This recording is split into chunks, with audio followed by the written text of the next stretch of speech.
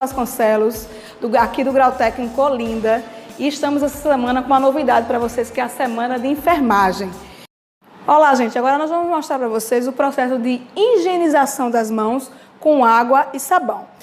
Alguns itens muito importantes: o sabão tem que ser um sabão líquido, é muito importante. Toalhas de papel descartáveis, tá certo? O recipiente de descarte, que é o lixeiro, que nós vamos mostrar daqui a pouco, tem que ser com tampa, com tampo, né?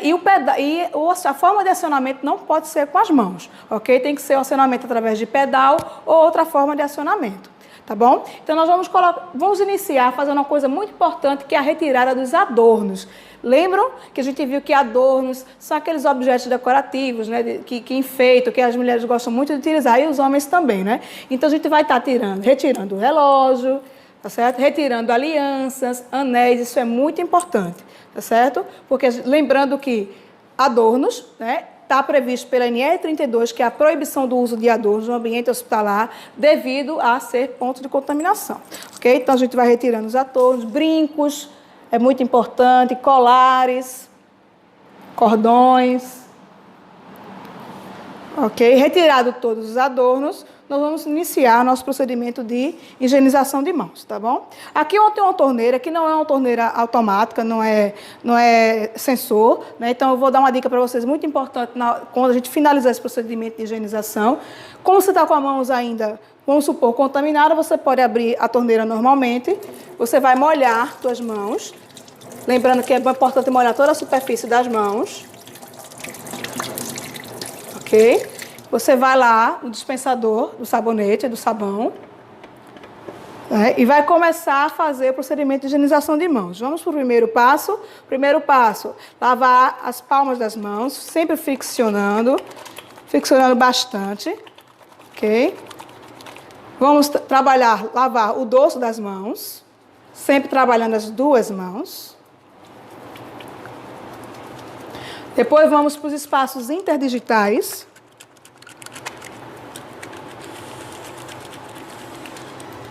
Polegares, sempre fazendo movimentos circulares. Unhas e dedos, você pode fazer uma conchinha na mão, né? E fazer esse procedimento de movimento circular. Da mesma forma na outra mão. E por último, nós vamos fazer movimentos circulares nos punhos. Uma dica muito importante na hora que a gente for enxaguar, né? Você vai lá abrir a torneira. O enxágue, gente, é feito dessa forma, com as mãos para cima. Porque as unhas são um ponto de contaminação muito importante. 80% das bactérias, elas ficam nas unhas. Não sei se vocês sabem, por isso que as unhas curtas é muito importante. E agora, terminei de enxaguar minhas mãos. Eu não tenho uma torneira que seja automática ou acionada com sensor. O que é que eu posso fazer? Eu posso pegar o papel toalha para fechar essa torneira, ok? Vou descartar o papel toalha no recipiente, ok? Vou colocar aqui, ó, o recipiente. Não devo abrir o recipiente com as mãos, né? Sempre utilizando os pés, ou o recipiente já vai estar sem tampo. Vou pegar o papel toalha, 2 folhinhas apenas é o suficiente, não mais que isso. E devo fazer esse movimento aqui, ó. Não esfregar o papel na mão, porque muitas vezes o papel ele não tem uma qualidade tão boa e ele vai acabar esfarelando na sua mão, né? Então você faz esse, como se estivesse enxugando o bumbum de um bebê. Fazendo esse movimentozinho aqui, finalizei, tá certo? Então eu vou, mais uma vez, aciono o pedal do recipiente, do lixeiro e descarto. E as minhas mãos estão higienizadas. Algumas dicas. Quando você estiver no processo de lavar as mãos, procurar não encostar na pia, porque a pia é um ambiente contaminado, tá certo? Então, não procurar encostar na pia. Outra dica importante: se a torneira não for uma torneira que seja automática, né, ou tipo sensor, fotossensível, você vai utilizar o papel, toalha para poder fazer o fechamento dessa torneira, para não se contaminar novamente, senão você vai ter que repetir o processo, ok? Não é indicado sabonete em pedra, sabonete em barra, né? O indicado é o sabão líquido, isso é muito importante. E outra dica importante é o tipo de recipiente que é o lixeiro, que não deve ser acionado com as mãos, ok? Sempre ser acionado através dos pés ou de algum outro mecanismo automático. Ok, gente? Então, fica aí a dica para vocês. São 7 passos, bem simples de higienização. E uma coisa muito importante para a gente finalizar. A lavagem de mãos não exime o uso de luvas e vice-versa, tá certo? Mesmo lavando as mãos, eu tenho que calçar as luvas. Mas, se eu for calçar as luvas, eu também tenho que lavar as mãos? Sim. Todos os procedimentos de biossegurança eles são redundantes. O que isso quer dizer? São barreiras em cima de barreiras. Uma barreira complementa a outra. Porque se alguma delas falhar, a outra com certeza vai atuar. Então, eu retiro os adornos, higienizo minhas mãos e depois eu calço as luvas. Ok? Até mais!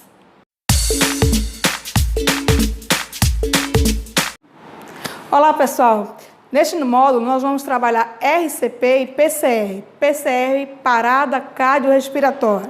E a RCP é o procedimento que a gente faz quando a vítima está em PCR, que RCP significa reanimação cardiopulmonar. Dentro de um trauma, nós temos 3 situações muito graves, né? Situações onde a vítima está em parada cardiorrespiratória. A segunda situação, onde a vítima está em PR, parada respiratória, mas ela tem pulso. E a terceira situação é quando a vítima está em choque. Mas o choque que eu falo aqui não é o choque elétrico, é o choque hipovolêmico, que é a perda de fluido, de sangue. Ok? Então, a gente vai trabalhar a primeira situação mais grave, que pode levar a um óbito ou sequelas significativas para o sistema nervoso central de uma vítima. Ok? Nós vamos trabalhar a abordagem inicial, avaliação primária e avaliação secundária. Que avaliação inicial é essa? Quando eu chego num ambiente onde eu tenho uma vítima, a primeira coisa que eu tenho que me preocupar é o cenário, o ambiente onde eu vou atuar. O ambiente oferece risco para mim, como socorrista, para a minha equipe ou para a vítima? Se ele oferece um risco, eu não devo entrar. Primeiramente, esses riscos têm que ser sanados para poder você entrar como socorrista. Exemplo disso, você tem um ambiente onde a vítima é uma vítima de choque elétrico, ela entrou em parada, mas lá o cabeamento ainda está energizado, ainda há a situação de ter energia, de ter força, a gente fala de energia no local. Então o socorrista ele só vai adentrar quando essa situação ela for controlada. Seja lá pelo pessoal da concessionária, seja dentro de uma indústria, seja dentro de um hospital, seja lá um ambiente que você for atuar, ok? Então, eu só devo entrar no cenário onde tem ocorrência quando aquele cenário estiver seguro para mim e para a minha equipe, ok? Segunda situação, depois que eu avaliei o cenário, vi a quantidade de vítimas, que tipo de vítima eu tenho, se o ambiente não oferece nenhum risco para a minha segurança ou da minha equipe, eu vou fazer a famosa biossegurança, que é a minha paramentação, que é a segurança bio-vida, segurança do socorrista. Então, se eu não tiver equipamento adequado para fazer aquele atendimento, eu não devo fazer, ok? Então, eu vou estar com as minhas luvas de procedimento, dependendo da situação, eu vou estar com a minha proteção, a máscara é cirúrgica, dependendo do procedimento, eu vou estar com o meu óculos de segurança, tá bom, pessoal? Mas o principal são as luvas. Não deixem de calçar as luvas numa situação de atendimento pré-hospitalar, ok? Então, avaliei o cenário, avaliei o ambiente, vi que o ambiente está seguro para mim e para a minha equipe, fiz a minha biossegurança, a biossegurança da minha equipe, então eu vou fazer a avaliação inicial, eu vou abordar a vítima, vou fazer a abordagem. A primeira abordagem da vítima sempre deve ser dos pés para a cabeça, a gente chama de encéfalo caudal, sempre dos pés para a cabeça, dos pés, da cauda para a cabeça, nunca da cabeça para os pés, ok? Por quê? Eu não devo fazer esse tipo de abordagem. Porque se a vítima estiver consciente, por exemplo, e você vier por trás da vítima, ela vai se virar para ver você. Então, até que ponto isso vai comprometer a cervical da vítima? Se é uma vítima de trauma, toda vítima de trauma tem suspeita de fratura de cervical, até que se prove o contrário através de um exame mais detalhado no ambiente intra ou no ambiente hospitalar. Nós vamos simular aqui a situação de rua, a gente está no ambiente pré-hospitalar, né, que são aqueles primeiros socorros iniciais que nós vamos adotar para manter sinais vitais da vítima, até que o socorro básico e avançado chegue, ok? As ambulâncias, tá bom? Então, a minha aproximação da vítima, ela vai ser dos pés para a cabeça. A gente chama de caudal encéfalo. Então, eu vou abordar, chegar à vítima. Outra coisa muito importante, posição de socorrista. 3 pontos, 1, 2, 3 ou 4 pontos. 1, 2, 3, 4. É a posição mais adequada para o socorrista, ok? Então, abordei a vítima. Então, o passo da abordagem inicial é atestar a responsabilidade da vítima. O que é que isso quer dizer? Estado de consciência da vítima. Então, eu vou chamar pelo nome, se eu conhecer a vítima. Se eu não conheço a vítima, eu vou chamar senhor, senhora, senhor, senhora. Tá certo? Então, é importante você chamar pela vítima, se identificar, confortar a vítima para dizer que o socorro está ali. Então, eu vou chamar a vítima. Senhor, senhor, senhor, o senhor está me ouvindo? Eu sou Melissa, eu sou socorrista, estou aqui para lhe ajudar. Senhor, senhor, a vítima não responde. Então, isso quer dizer que ela está inconsciente, ela não tem responsividade. Então, ela não responde. Então, vítima inconsciente pode ser sinal de PCR, parada cardiorrespiratória ou parada cardiopulmonar, ok? Outro ponto muito importante numa situação de trauma é você imobilizar a cabeça da vítima. Como deve ser feita essa imobilização se você estiver sozinho? Você vai fazer um pensamento aqui na testa da vítima. Não segurar com muita força, mas segurar firme para que a vítima fique com a cabeça imóvel. Isso é muito importante, ok? Então, dentro do ABCDE do trauma, ou ABCDE da vítima, né, nós temos 5 passos. Nós temos o A, que é abrir vias aéreas, que é esse procedimento de você hiperestender vias aéreas. Você vai pensar aqui, fazer um C na testa da vítima, e você vai elevar um pouco as mandíbulas. Quando eu faço esse movimento, eu estou hiperestendendo as vias aéreas superiores, não é?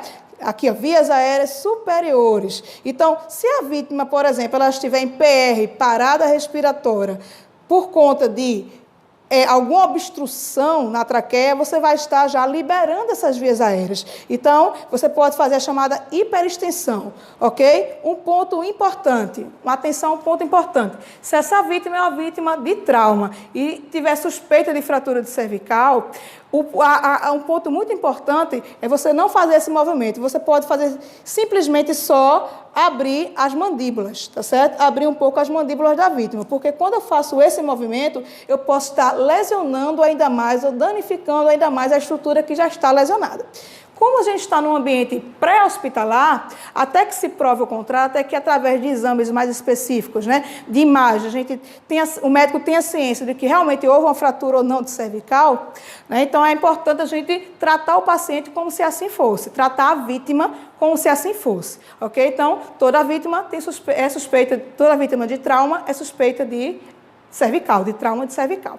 Ok, gente? Então, esse movimento, eu só faço essa hiperextensão, eu só faço quando a vítima não é vítima de trauma, não tem suspeita de fratura de cervical. Ok? Isso aqui é o A, a abertura de vias aéreas. O B, na verdade, é a respiração. O que é a respiração? Hoje, pelo protocolo novo, né, do PHTLS, que é a 9ª edição, a gente não faz mais. O PHTLS é um curso, tá certo, gente? Que é feito não pela American Heart Association, que é a Associação Americana do Coração, mas é feito pela Escola de Cirurgiões dos Estados Unidos. Então, esse curso do PHTLS, ele é um curso que é feito pelo Colégio Americano de Cirurgiões, tá certo? Que ele vai indicar para a gente quais são esses procedimentos. E é um protocolo que é adotado hoje aqui no Brasil, além do American Heart Association, tá certo? Então, a gente não faz mais o ver, ouvir e sentir. O que era ver, ouvir e sentir? Para verificar se a vítima tinha ventilação, se a vítima tinha respiração. O ver, ouvir e sentir, eu via a expansão do tórax da vítima, ouvia e sentia a vítima respirar. Hoje, principalmente vítimas de trauma, a gente não faz mais esse procedimento. Mas por quê, Melissa? Por quê? Toda vítima de trauma, ela pode regurgitar, por exemplo, ela pode vomitar. Então, se ela regurgita e você está aqui com a tua orelha próximo à respiração da vítima, à boca da vítima, você pode ter o quê? Uma contaminação, porque teu ouvido, tua boca, teu nariz é ponto de contaminação, tá certo? Então, o que a gente faz hoje para avaliar se a vítima respira ou não? Nós, socorristas, colocamos a mão sobre o tórax da vítima e vemos se ele vai hiperestender, se ele vai se elevar, tá certo? E outro procedimento muito importante, se eu estiver de luva, é com essa parte da mão, o dorso da mão, eu ver se a vítima respira. Ok? Então, eu vou estar avaliando, eu vou estar aqui, ó, monitorando a vítima, eu vou estar vendo se a vítima tem hiperextensão do tórax, se ela está respirando, tá certo? E vou sentir aqui a respiração dela. Eu não preciso encostar mais próximo às narinas e à boca da vítima. Então, nesse procedimento, eu estou avaliando se a vítima respira ou não, tá certo? Se ela está em PR ou não. O que é PR, professora? Parada respiratória. Ok, gente? Então, o primeiro sinal vital que eu olho é respiração.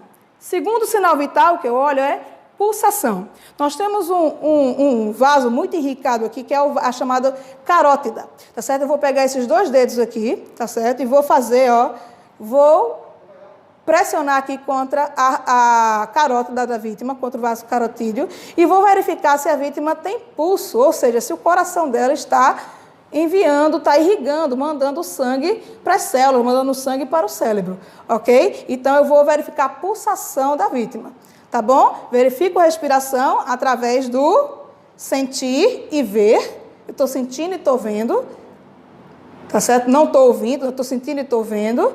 Não, lembrando que eu não posso mais estar encostando, né? Tá, os ouvidos próximos a cavidade, né, bucal da vítima, porque ela pode regurgitar e aí você pode se contaminar, ok? E pulsação. Pego esses 2 dedos, vou lá no pulso carotídeo e verifico se ela tem batimento, se ela tem pulso. Ok, gente? Então, esses são os primeiros procedimentos iniciais. Vamos para a segunda situação. A primeira situação que eu falei, a mais grave, é quando a vítima ela está em PCR, parada cardiorrespiratória ou parada cardiopulmonar. Então, existe um protocolo, que é o protocolo, né, da American Heart Association, que diz que são 30 compressões e 2 ventilações. Isso para uma RCP de qualidade, ok? Então, 30 compressões, 2 ventilações, durante 5 vezes. No total, eu vou ter 150 compressões e 10 ventilações. Mas o que significa essas compressões? As compressões, gente, são compressões cardíacas, tá bem? Que nós vamos fazer com a mão, com essa parte aqui das mãos, nunca com a mão toda, vou mostrar aqui para vocês, com essa parte da mão, calcanhar da mão, tá certo? No osso chamado osso externo, que é um osso que nós temos aqui no meio dos mamilos, tá certo? O chamado osso externo. Então, no meio dos mamilos, eu faço uma cruz, tá certo? E aqui no meio dos mamilos eu vou ter esse osso externo. Então, eu vou pegar o calcanhar da mão, tá certo? E vou posicionar no osso externo, tá certo? Lembrando que eu não posso deitar as mãos, eu vou usar o calcanhar das mãos. Eu vou entrelaçar minhas mãos, lembrando que o ângulo entre meu braço e a vítima tem que ser um ângulo de 90 graus, tá certo? Esse ângulo aqui, tá bom? Que é o peso do meu corpo que vai fazer a compressão. O movimento é exatamente esse que eu estou fazendo agora, tá vendo? Os braços não podem estar dobrados, tá bom? O braço tem que estar 90 graus em relação ao corpo da vítima. Outra coisa muito importante, a vítima tem que estar na superfície rígida, tá bom? Então, a vítima não pode estar em cima de colchões, a vítima não pode estar em cima de camas, porque isso não vai dar uma compressão de qualidade. Por quê? Porque a profundidade dessa compressão ela tem que girar em torno de 5 a 6 centímetros, tá certo? Então, o aprofundamento tem que ser esse, de 5 a 6 centímetros, tá bom? Então, para poder ter uma compressão de qualidade, a vítima tem que estar na superfície rígida, ok? Então, eu vou entrelaçar minhas mãos, posição 90 graus, muito importante a questão dos joelhos, né? Joelhos no chão e os pés no chão, então aqui em 4 pontos, para que você não venha cair sobre a vítima, tá bom? Tem algumas posições que as pessoas ficam que não traz segurança para o socorrista. Por exemplo, essa posição aqui. Essa posição, ficar acocorado, ficar em pé, esse tipo de posição. Cavalgar a vítima, cavalgar significa isso aqui, ó.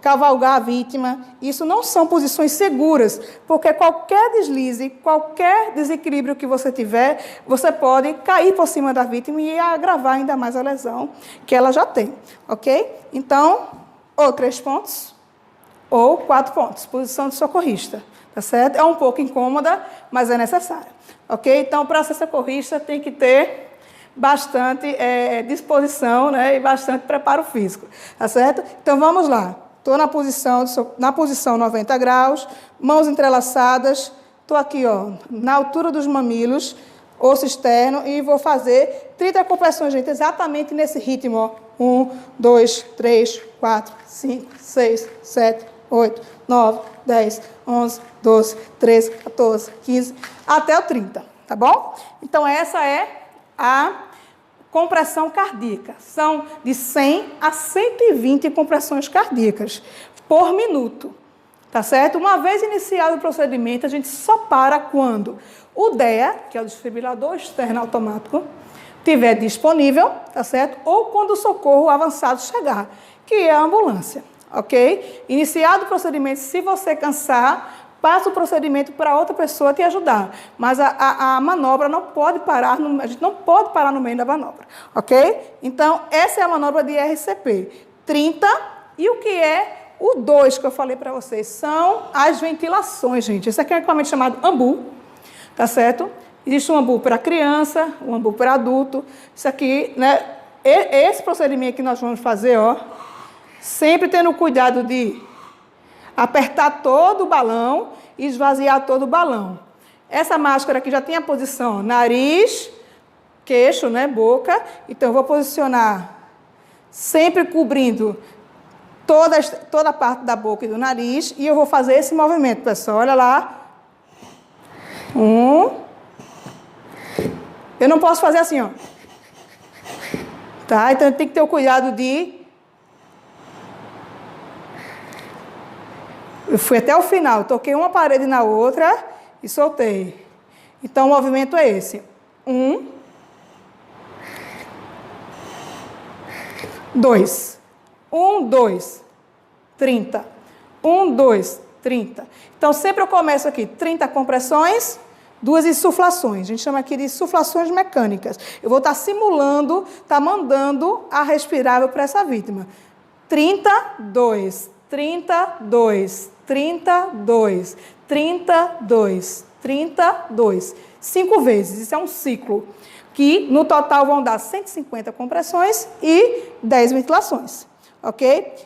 Devo parar para reavaliar? Alguns protocolos dizem que a gente tem que parar para reavaliar. A cada um ciclo, que vai ser 150 para 10 insuflações, você tem que reavaliar. Reavaliar o quê, professora? Reavaliar se a vítima voltou a respirar e se a vítima voltou a pulsar, ou seja, voltou a ter batimento cardíaco.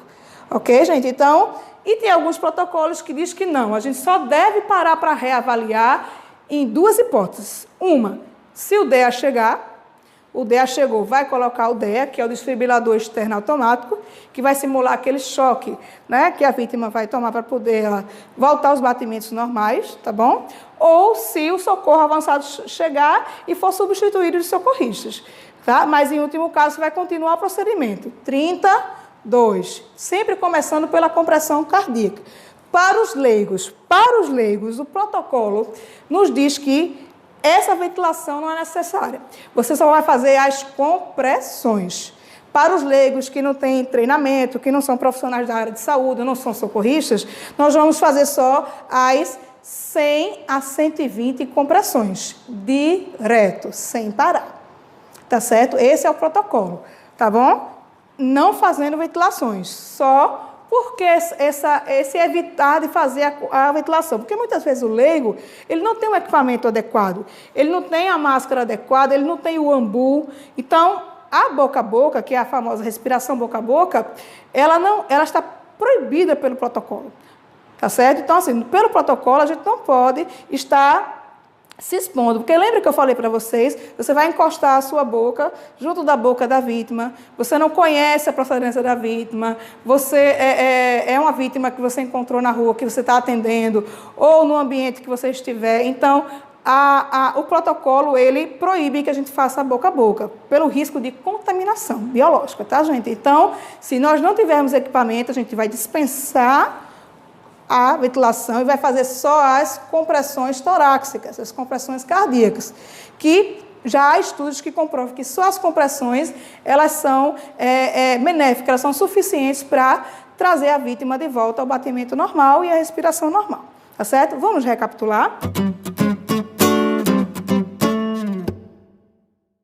Então, se a vítima está em PCR, parada cardiorrespiratória, ou seja, ela está sem pulso e está sem respiração, eu vou iniciar a PCR. Vítima em PCR, iniciar RCP, reanimação cardiopulmonar. Então, eu vou estar naquela posição que eu mostrei para vocês, joelhos no chão, posição de socorrista, entrelaça as mãos, calcanhar da mão, braço 90 graus em relação à vítima, a vítima está na superfície rígida e você vai começar 1, 2, 3, 4, 5, 6, 7, 8, 9, 10, 11, 12, 13, 14 e assim até o 30, ok? Se você estiver com ambu, vai fazer 2 ventilações.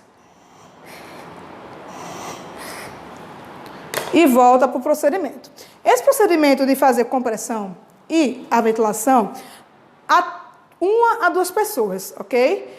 Quando a gente está com 1 a 2 pessoas, dá para se fazer, tá bom? E se for o leigo, lembrando, se for o leigo que não tem um equipamento adequado, não se deve fazer a boca. Só faz somente a compressão torácica.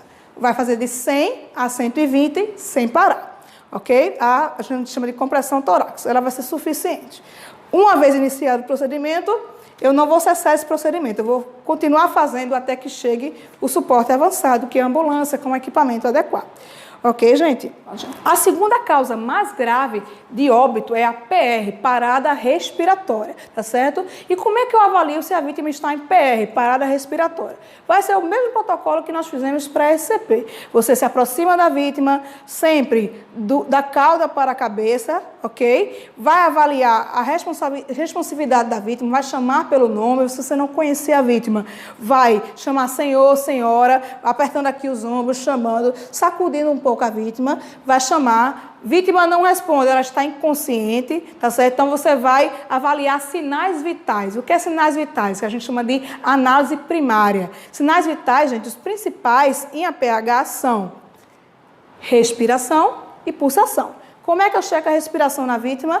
Eu hoje não uso mais o ver, ouvir, sentir. O protocolo utilizado é você vai colocar a sua mão no tórax da vítima e vai ver se ele hiperestende, se ele se eleva, ok? E vai colocar essa parte do dorso da mão próximo à respiração da vítima, desde que você esteja calçado, devidamente calçado com as luvas. E vai avaliar se a vítima respira. Se sai ar, né? Se você sente o calor, se sai ar, e se você está vendo o tórax se expandir, a vítima respira. Se não, é sinal que a vítima não está respirando, ok? Então, a vítima tem pulso, mas não respira, ela está em PR, parada respiratória. Então, nós vamos dar, pessoal, a chamada 10, a gente chama de 10 ventilações, né? Então, a gente vai fazer 10 vezes esse procedimento aqui, que dá mais ou menos, são mais ou menos 2 minutos de ventilação, que vai dar mais ou menos, em cada minuto, 10 ventilações, dessa forma. 1, 2, 3, 4, 5, 6, 7, 8, 9, 10. Ok? O que é importante? O importante é você fazer o procedimento, né? Apertando todo o balão e quando for soltar, que ele encha todo. Tá certo? Dando tempo da vítima respirar. Uma coisa muito importante, se durante esse procedimento você verificar que a vítima tem algum movimento de reação, na verdade ela voltou a respirar, mesmo que você não tenha terminado a ventilação, você para o procedimento e reavalia. Forma de reavaliação, verifica a hiperextensão do tórax e sente a respiração.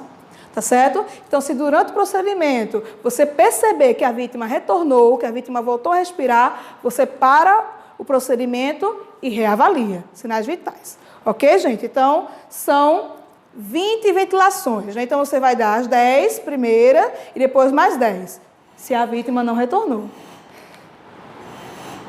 E aí, vamos fazer a contagem para ficar mais didático? A contagem ajuda a gente a memorizar. Vamos lá.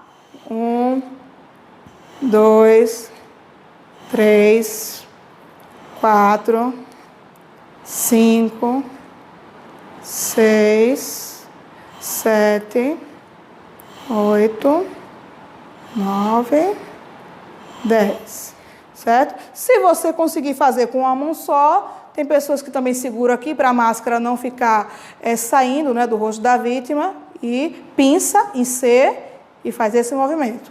1, 2, 3, 4, 5, até fazer a contagem correta, ok?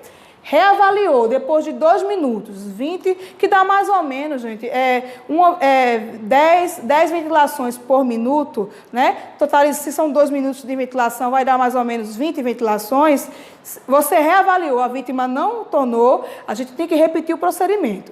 Mas se você fez procedimento de avaliação de respiração, procedimento de pulso, tem que ter muito cuidado, porque essa vítima pode evoluir de uma PR para uma PCR. Então, você vai ter que iniciar a RCP, reanimação cardiopulmonar. Lembram? 32. 32. Isso durante 5 vezes, que forma um ciclo, que dá mais ou menos 2 minutos, e aí você continua o procedimento. Se observar qualquer alteração na vítima, em circunstância dela voltar os sinais vitais, você deve parar essa manobra, não deve continuar. Se não observar nenhuma evolução da vítima, deve continuar o procedimento até a chegada da ambulância, ok? Para poder a vítima entrar no ambiente intra-hospitalar e depois hospitalar e ter o procedimento com os equipamentos, chamados equipamentos adicionais. Tá bom, gente? Então, essa foi a nossa aula de RCP-PR.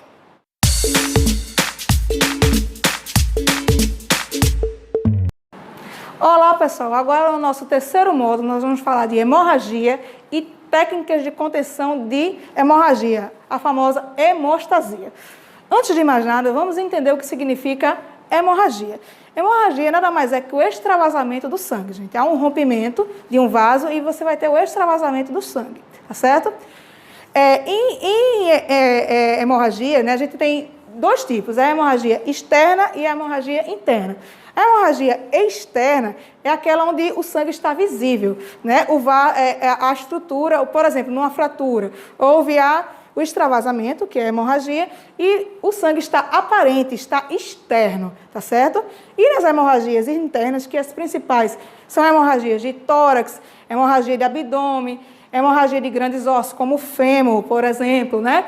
E hemorragia da região pélvica, são as hemorragias internas que mais geram preocupações para os profissionais de saúde e para os socorristas. Por quê?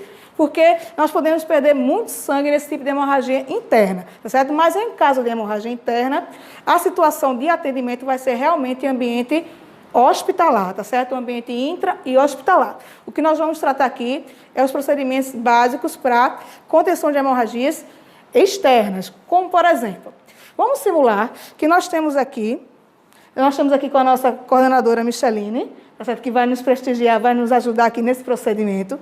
Vamos supor que Micheline tem aqui um ferimento no braço, tá certo?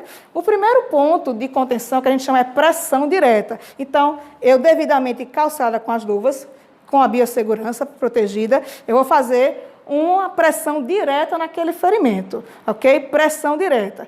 Pelo protocolo novo do PHTLS, a gente não faz mais nem dobramento, nem elevação de membro, tá certo? A gente faz a pressão direta no ferimento. Se com pressão direta, você fica segurando lá por alguns segundos. Se com a pressão direta você não conseguir estancar esse sangue, parar, que a hemostasia nada mais é de procedimentos, de técnicas que nós vamos utilizar para cessar, parar aquele sangramento, né? Então, a gente vai fazer a pressão direta. E para a gente não perder tempo e, inclusive, conseguir realizar outros procedimentos na vítima, a gente vai fazer a pressão direta, tá bom? E vai utilizar gases, ou um pano limpo, ou uma bandagem, ou uma atadura, tá certo? Então, no caso aqui eu estou com gases e você vai colocando sobre o ferimento. E sempre fazendo o ponto de pressão, a pressão direta no ferimento, tá certo? Vamos supor que essa gase encharcou, né, porque ainda não coagulou totalmente, a gase encharcou. Então, você vai colocando uma gase sobre a outra. Nunca retirar, tá certo? Eu vou tirar aqui o óculos, tá, gente? Mas lembrando que sempre é importante estar com óculos, porque você vai estar lidando com fluido corpóreo, né? E aí você vai estar, nunca retirar aquela gase que está encharcada, você vai sempre colocando uma sobre a outra e vai fazendo a pressão. Como possivelmente eu preciso fazer outros procedimentos na vítima, eu vou fazer um curativo chamado curativo compressivo. O primeiro ponto, pressão direta, tá certo? E você vai colocando a gase, tá bom? Você pode usar atadura, pode usar também um esparadrapo, tá certo? Com o que você tiver na mão, você pode utilizar e fazer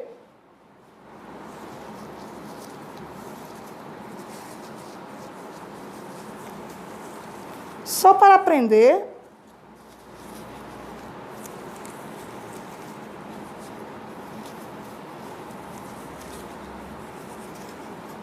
E aí uma compressão.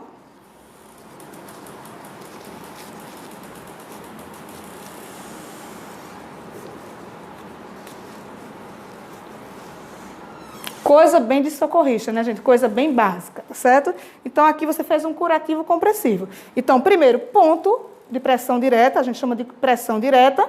Depois, você vai colocando as gases. À medida que a gase vai encharcando, né, que ali já iniciou o processo de coagulação sanguínea, você vai colocando uma sobre a outra. E depois, para você não perder tempo e você até poder estar tratando de outras situações, né, de outras lesões na vítima, você faz o curativo compressivo.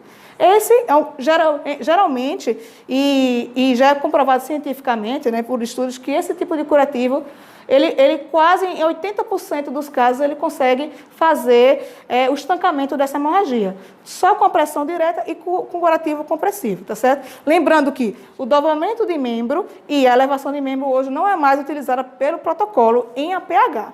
Ok, pessoal? Pessoal, a segunda técnica que nós vamos mostrar é o famoso torniquete. Motivo de muita polêmica, né? Já entrou no protocolo, já saiu do protocolo e retornou novamente. Já é comprovado que, inclusive, torniquete é até feito no próprio ambiente hospitalar, tá certo? Então, hoje a gente tem no mercado o torniquete de combate, tá certo? Que é um torniquete que já é apropriado, ele já vem com um cilindrozinho, tá certo? Já vem com a canetinha e com um papelzinho para você anotar o horário que você iniciou o torniquete, tá certo? Mas nesse caso nós não temos esse equipamento aqui, então a gente vai trabalhar com o material que a gente tem. Eu tenho aqui uma atadura, tá certo? Lembrando que, vamos supor que o ferimento, né, da vítima é nessa região do braço, então você vai sempre para a articulação, né? Acima da articulação mais próxima. Então você vai fazer...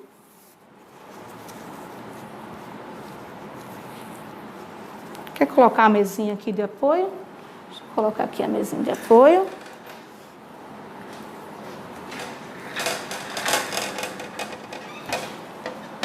Melhorou. Tá, então você vai fazer. Você pode usar uma caneta, que é o que eu tenho em mãos no momento.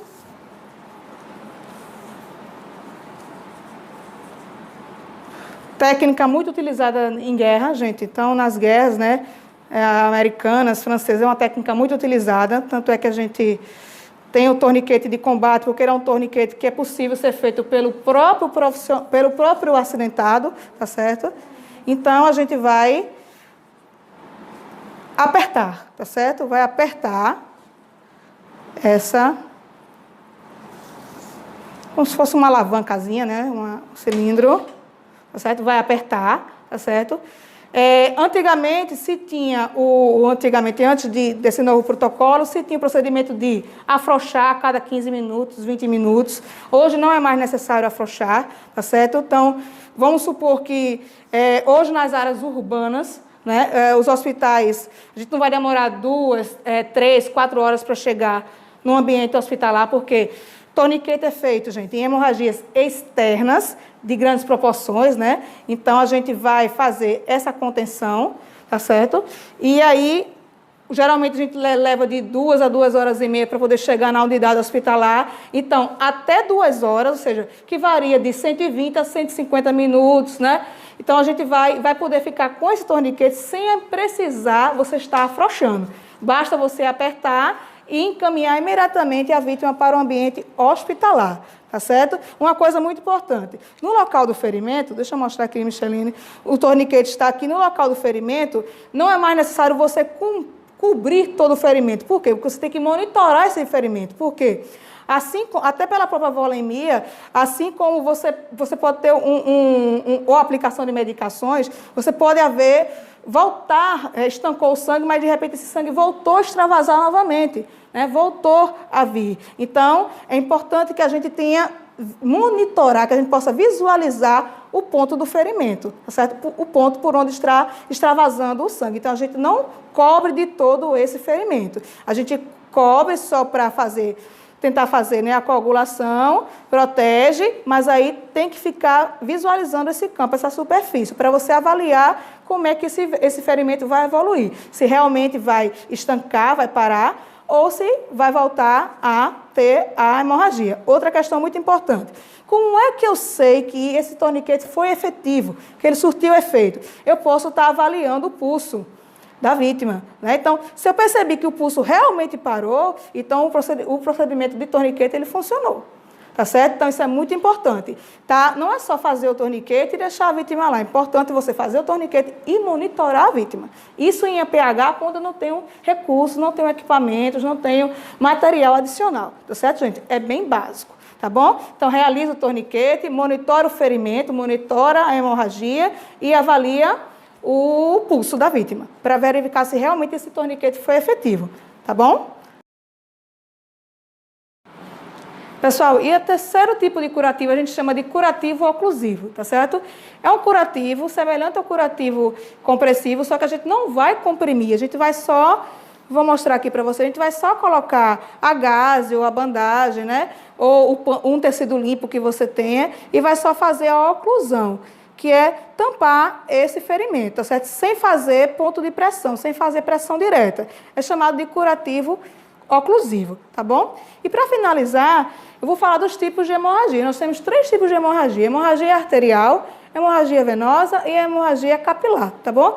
A hemorragia arterial é aquela onde o sangue ele é caracterizado um sangue vivo, um vermelho vivo, e ele jorra com pressão. Tá bom? A hemorragia venosa é um sangue mais escuro, né, sem ser vivo, sem ser brilhante como o da arterial, e ele vai jorrar de forma mais devagar, sem muita pressão.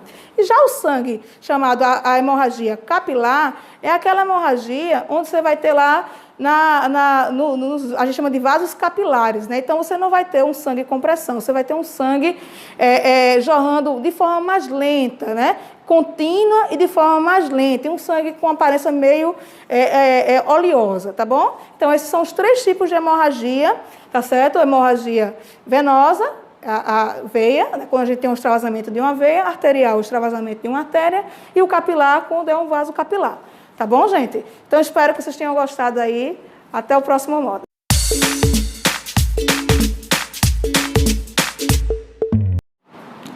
Olá, gente. Entramos agora no 4º módulo do nosso mini curso. E nós vamos trazer para vocês algumas situações do dia a dia que causam muitas dúvidas nos profissionais, né? Não só os problemas de saúde, mas também no lar, na nossa casa, quando a gente está no curso, na faculdade, na rua, no restaurante, né? É a famosa manobra de Heimlich, que é a manobra de desengasgo, tá certo? Então, vamos supor que você tem uma vítima que está engasgada com um confeito, uma bala, tá certo? Então, essa vítima vai chegar para você,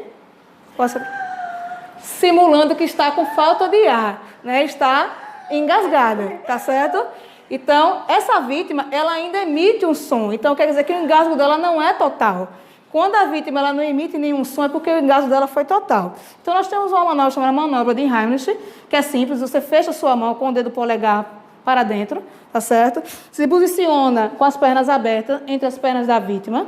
Tá bom? Isso é muito importante. Por quê? Porque se a vítima vier a desmaiar ou a vítima vier a ficar com o corpo, né, relaxado, você tem como segurar essa vítima, tá certo? Tem apoio, tem equilíbrio para segurar. Você vai fechar as suas mãos, vai procurar aqui o famoso apêndice xifoide, né, que é bem aqui a famosa boca do estômago, como o pessoal chama, tá certo? Vai posicionar a sua mão dessa forma e vai abraçar aqui a vítima por baixo dos braços da vítima, pegando no seu outro braço. E vai fazer o movimento em J, tá certo? Você empurra para frente e sobe, empurra para frente e sobe, tá bom?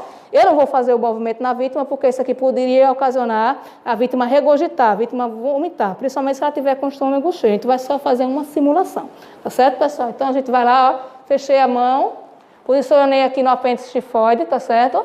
Que é a famosa boca do estômago.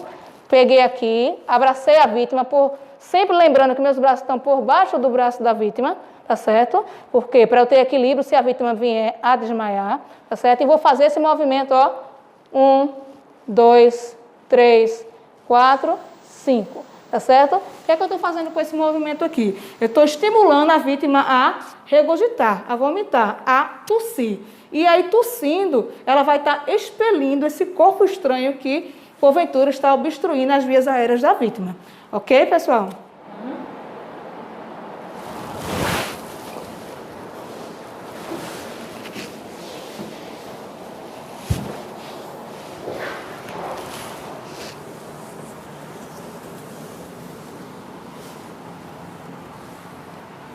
Pessoal, agora nós vamos ter uma simulação de que essa vítima está no processo de convulsão. Convulsão, o que fazer? Procedimento de convulsão, o que fazer? Então, a primeira coisa é proteger a cabeça da vítima. Tá certo, gente? Em nenhum momento a gente deve tentar impedir que a vítima se contraia. Os movimentos de contração devem continuar sendo realizados. O importante é segurarmos a cabeça firme, tá certo? Para que a vítima não bata essa cabeça no chão e não venha ter um trauma de crânio, tá certo? Então, a gente deve proteger a cabeça e deixar o processo de convulsão continuar, tá certo? Outra coisa muito importante é, enquanto a vítima está tendo um processo de convulsão, é você tirar tudo em torno da vítima que possa feri-la ou machucá-la, tá certo? Objetos pontiagudos, vidros, jarros, qualquer tipo de coisa que possa vir a machucá-la em torno da vítima. Outro procedimento muito importante é ventilar a vítima, tá bom? Então, se você puder afrouxar roupas, cintos, é importante, tá certo? Não tentar impedir os movimentos de contração da vítima. Se a vítima começar a ter secreção, gente, então, para ela não broncoaspirar, não tem o risco dela, essa secreção voltar, né, e obstruir a respiração dela, a gente vai colocar ela na posição lateral de segurança. A gente vai lateralizar a vítima. Então, a gente vai colocar o braço dela para cima, ok? E vai lateralizar a vítima. Nessa posição, é a posição que ela pode colocar a secreção para fora e não vai ter o risco dela broncoaspirar, dessa secreção retornar, ok? Então, a gente deve esperar todo o processo de convulsão cessar e orientar essa vítima a procurar um médico, a procurar um especialista para ver qual é a causa da vítima, qual a causa dessa convulsão. Convulsão ocorre por vários motivos. Convulsão nada mais é que uma perturbação na parte elétrica do nosso cérebro, né? Então, nós vamos ter um caos elétrico, nós vamos ter uma disfunção elétrica. Então, isso leva à convulsão, que pode ser por problemas neurológicos, pode ser por febre alta, depende muito do histórico de vida dessa vítima, tá bom? Então, não tenha preconceito. Não tenha medo de atuar numa situação importante. É proteger a cabeça da vítima, tá certo? Afrouxar as roupas, deixar a vítima ficar numa área arejada, não impedir os movimentos de contração da vítima e retirar de perto dela, no perímetro onde ela está, tudo que possa machucá-la. E deixar o processo passar, tá certo? Ok? Outra coisa muito importante, colocar a vítima numa posição de segurança, num local rígido, né? numa prancha rígida ou no próprio chão, para que ela tenha, ela possa fazer as contrações e passar esse processo de convulsão, ok? Um ponto de atenção, gente, é que a gente jamais, em hipótese alguma, devemos colocar a mão dentro da boca da vítima. Porque como ela está com movimentos de contrações involuntários, a força é tão grande que ela pode ter a amputação do seu dedo, por exemplo. Pode lesionar o seu dedo, ter lesões no seu dedo. Então, nunca colocar a mão dentro da boca da vítima. O máximo que a gente pode fazer é pegar um chumaçozinho de gaze e colocar, né, para que a vítima não fique batendo os dentes um no outro, né, e não possa machucar a sua língua, machucar a sua boca e ter um sangramento. Porque muitas vezes aquele sangramento que a gente vê na boca da vítima é devido a lesões que ela teve devido ao movimento de contração, tá certo? Na mandíbula. Então, jamais, em hipótese alguma, colocar as mãos dentro da boca da vítima. Não tentar desenrolar a língua da vítima, isso não é procedimento seguro. Ok, pessoal?